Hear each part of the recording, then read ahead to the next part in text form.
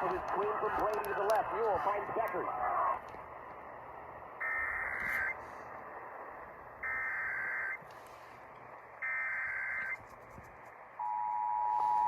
I almost forgot about this test.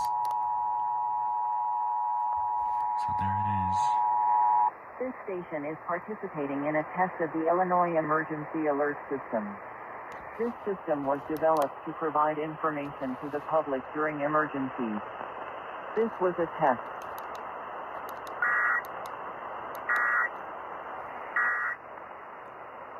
Again, because they were so short-handed. Now, USC doesn't run. Okay, how is the EOMs... The end of this EOM sound a little weird.